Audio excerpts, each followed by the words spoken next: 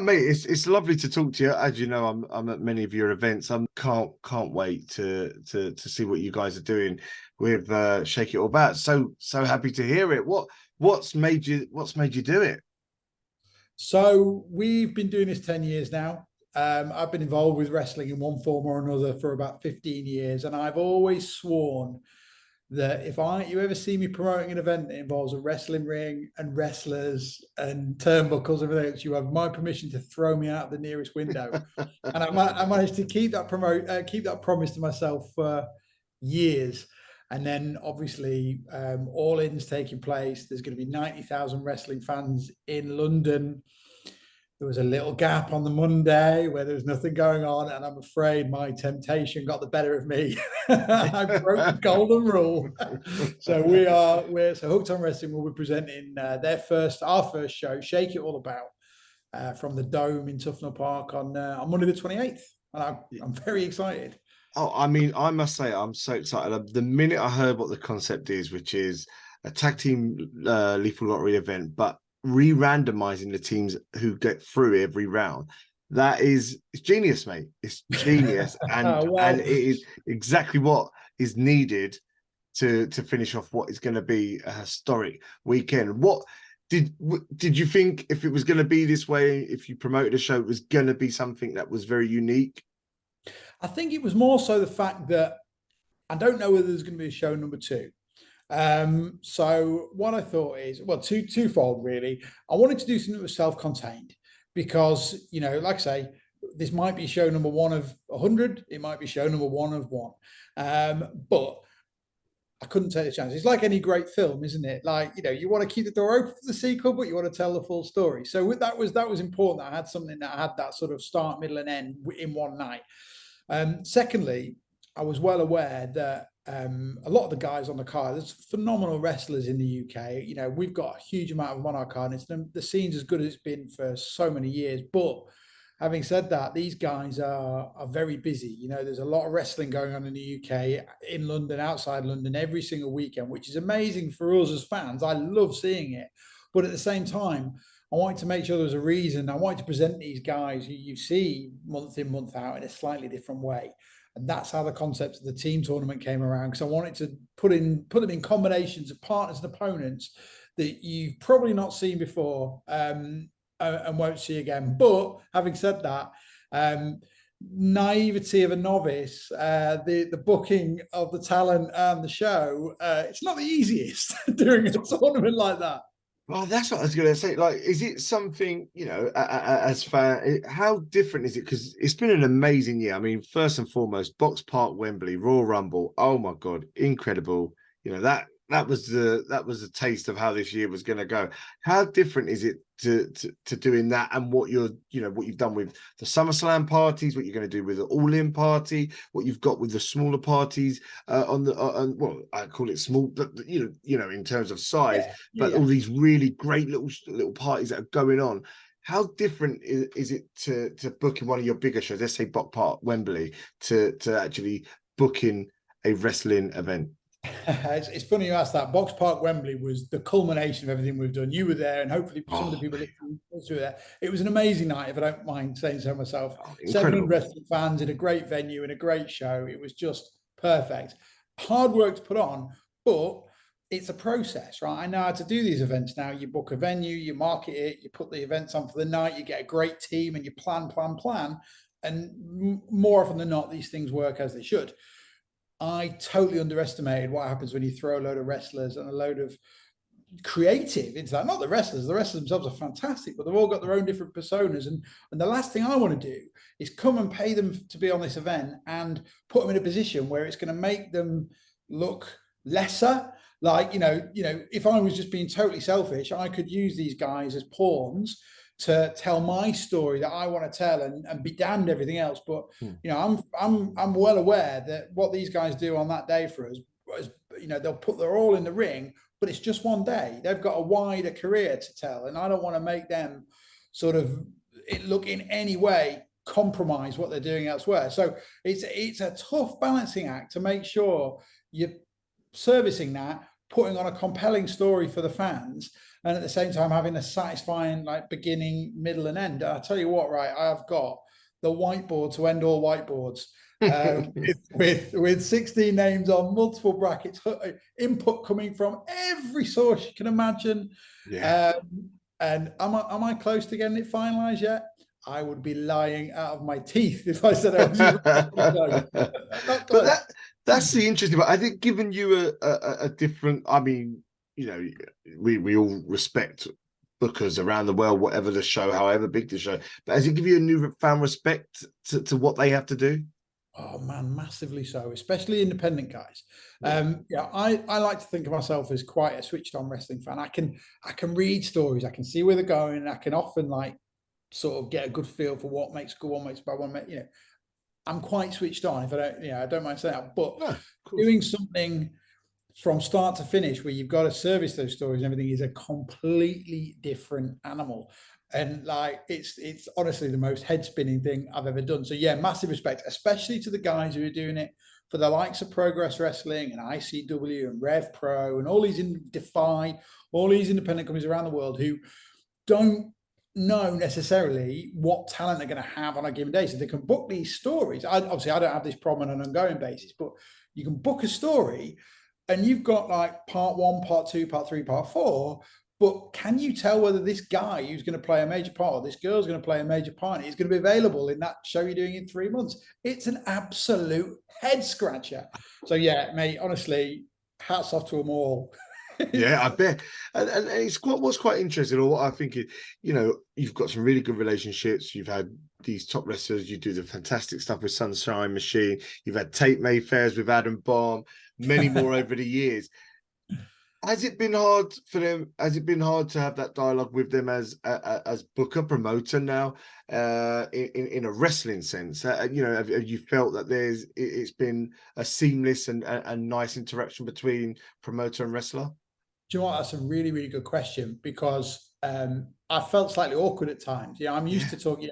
I'm not overall talking to these guys because luckily I've had a career where I've been interacting with some of the bigger stars in wrestling. So I don't see it as a sort of standoffish thing. But I'm used to talking to them in the context of hosting a show or doing an appearance or something, which is for them. It's they do a great job and it's bread and butter. Whereas in the ring, they know much more about it than I do, and asking them to do things that they all want to be the top star. They all want to be in the spotlight, and everyone deserves to be, but not everyone can be. So trying to have those conversations and trying to explain why maybe I see that certain people going out in the first round, certain people going to the final. I probably care more about it than they do. They're professionals. They know how it works, and as long as you're respectful, I think they get it. But I find it quite awkward because who am I to tell someone that I don't see them as valuable as the next person? It's absolutely not the case, but you can see how that perception could be easily fostered. So yeah, it's tough, and I'm still not quite got my head around it yet. Yeah. So you've got that whole weekend, which is the biggest weekend I've ever known. Outside of going to WrestleMania, I never thought we'd have what we're having here. Week by week, there was a show being announced. I knew you guys would do great parties, and then when you announced the show, it was great. So how much can you enjoy yourself over that weekend until Monday? Because yours is the end. This is it, and that's a great thing. Mate, it's limited. You're going to All In, right? I am indeed. Yeah. Yeah. Okay. So we're doing about 8 or 9 events over the course of the week, and they're all quite packed together. There's a load on Saturday night, a load on Sunday morning, and then obviously our stuff going on Monday. It's hard because you've always got to keep those plates spinning, but at the same time you want to enjoy yourself. Like a great example is obviously I've got a team of about 15 people who help me out in various ways, from DJs to door managers to event to hosts, you name it. They do a brilliant job.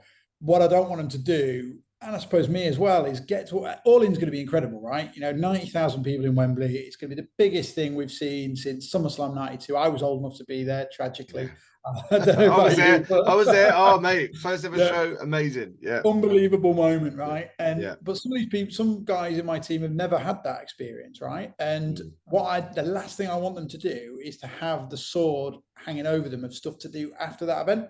We could really easily do, 2, 3, 4 after parties all over London and smash them out. Yeah. But then that means my guys have to be on duty all throughout All In. I want them to be able to enjoy it, have a beer, go out afterwards, do their own thing. They're going to be working their arse off. We do, like, they, we all work really hard to put these things on, especially the guys on the ground. I ask a lot of them, and there's a lot of trust placed in them, and they deserve it. But for that one night, I just thought, you know what? Let's put ourselves first, right? And let's make sure the guys don't have to rush off. So that's the reason we're not doing anything afterwards. But we're going to more than make up for that in the run up. So you'll be all right. You'll be ready. You'll be able to soak it all in and then go Monday, which is great. We'll be good to go. Yeah, absolutely. I'll have to be a good boy and slightly earlier to bed than I would normally like, but I think we'll be set. That's fine. That's good, mate. It's going to be the best. And I guess then, now that I am talking to you as promoter and booker in a way, if there was a moment in wrestling, it could be anywhere, that you could have booked and changed, what would it have been? Ooh, Tough question, I know. It could be a couple there, but just allowing you to be your creative mind in juices. Yeah, that's a really, really good one. Again, I think the answer to that one would probably be quite recent. Roman Reigns has done an awful lot of awesome stuff in his title reign, and it's absolutely epic. Everything that's gone on in the bloodline has been absolutely brilliant. Like in the last year or so, faultless, best story in wrestling history, maybe. I might have to agree there. Yeah, unbelievable. It's got, even if you don't think it's the top one, there's nobody can deny its all-time greatness. But having said that, I would have loved to have seen Drew go over at Clash at the Castle. That would have been just utterly mind-blowing. So obviously it would have sacrificed all we've had since. So it's not a straightforward one, but the temptation to be there, man, don't you think? Yeah, I mean, it was weird because going into it, I felt that Roman was just picking up steam, and I wondered if it was the right time.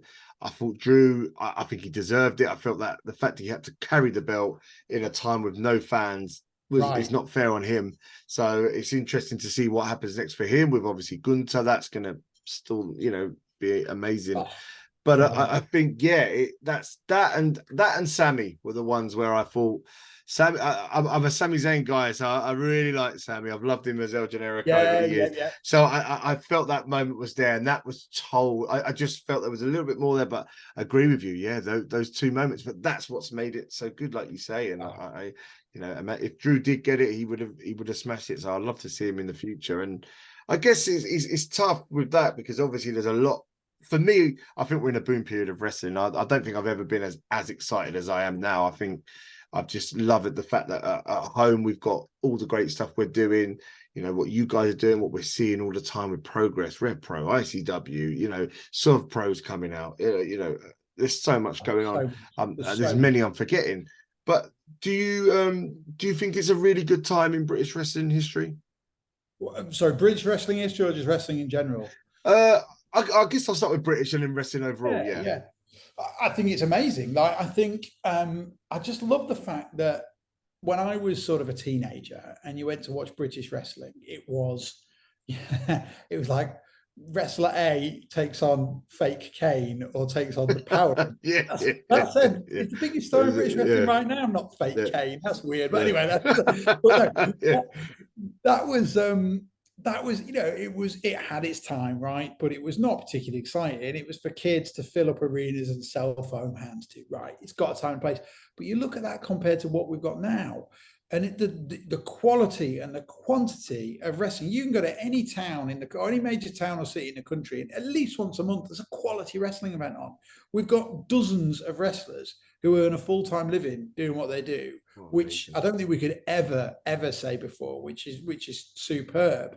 So yeah, I think all right, we might have seen bigger individual shows from some of the independent companies in the past, but as a consistent product, I think we're peaking. I think we're right there. Obviously, I'm too young to remember all the World of Sports stuff where they were literally packing out arenas and halls every week. So I discount all of that. It's a different world, and that was a phenomenon of its own. But in that sort of modern era, 90s onwards, it's unbeatable. It's brilliant. It's incredible. And do you think it's only going to grow? Because I feel like it has taken its time a little bit to get back to what I felt was pre-pandemic with where British wrestling was. I mean, ICW, the Hydro, Progress, Wembley Arena. We've got obviously Red Pro, the Copperbot. But do you think we're getting back to a point where the wrestlers that were doing stuff pre-pandemic have all gone on to the biggest shows in the world? Do you think we're getting back there, creating a scene that's going to be really vibrant for a while to come?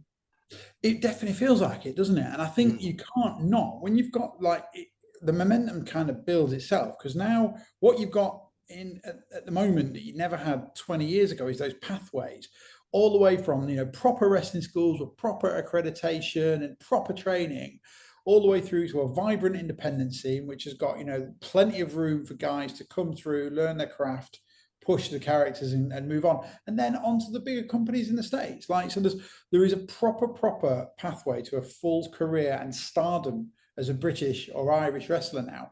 And I think what that does is it encourages people to start, like when you and I were kids, I don't know about you, obviously I had aspirations to be a wrestler when I was a kid and never even came remotely close.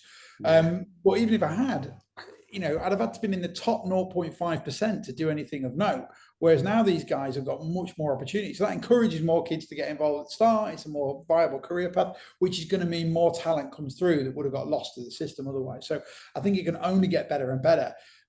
And I might be dead wrong on this, but what I don't see is those sort of big monolithic events like the Hydro and like Wembley Arena again. Yeah, maybe they'll come, but what I see is a more consistent weekly scene where the likes of Progress and the likes of Rev Pro, and you mentioned Sov Pro doing a great job as well. And there's tons more Tidal. We could go on and on. But they're just packing out shows, smaller in size, but consistently good and a consistently built audience. And I think that's the future because it gives that regular presence. And more time for the guys to wrestle and therefore more quality. So I think that, to me, that's the way forward. Yeah. And who have you been most proud of seeing sort of reach the highest heights that have come from our shores?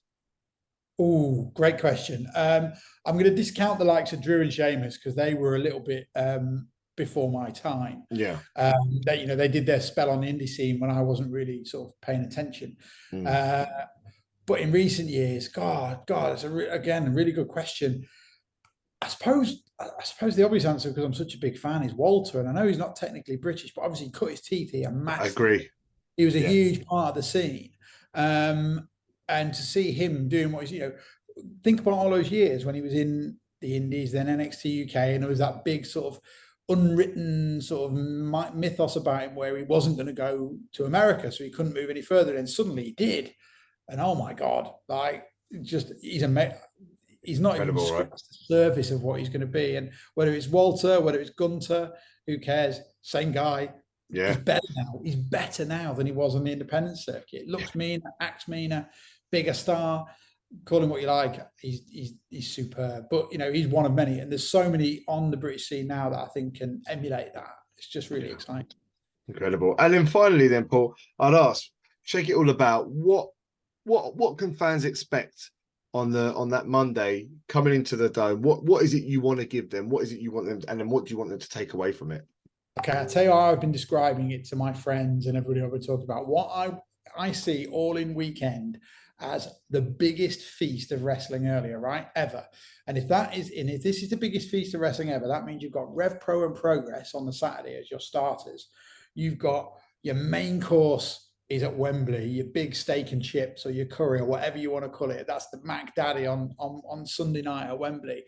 So Shake It All About is that cheeky little dessert, that you absolutely can't fit because you're stuffed to your gills, but you see it on the menu and it's so naughty that you cannot resist. So you've got to find room for that last little bit. And that's what Shake It All About is. It's going to be that way to end the weekend, put you in a bit of a sugar coma, put a smile on your face and bring you on, come down from All In. So that's where I see Shake It All About. It's not going to be particularly serious. It's going to be lots of fun. You're going to see something different and new in a really cool atmosphere. If you've never been to the Dome, it's a brilliant place to watch wrestling. Probably the best. It's superb, isn't it? Yeah. Brilliant. There's plenty bigger venues in the country, but there's a few better in terms of atmosphere. So I'm really, really pleased we're going there. So yeah, that's where I see it. It's got its place in the weekend, and that place is fitting right at the end because I want people to go home with a smile on their faces. And this is the first of many, yeah, Paul? Lee, I'm saying nothing, mate. Speak to me again on the 29th. I will do. Paul, it's been an absolute pleasure, mate. I will we'll get this out, I'll transcribe it and whatnot, and I'll get it out in line so so people know about it. And I really hope it goes well, mate, because what you've been doing for us fans for over 10 years, I've been to everything from the walkabouts to Clapham Grands, obviously Belushi's. I think there was one at Belushi's, and then obviously, the SummerSlam, and the sports bar and grill, mate. You make it special, so I can't thank you enough. I can't wait.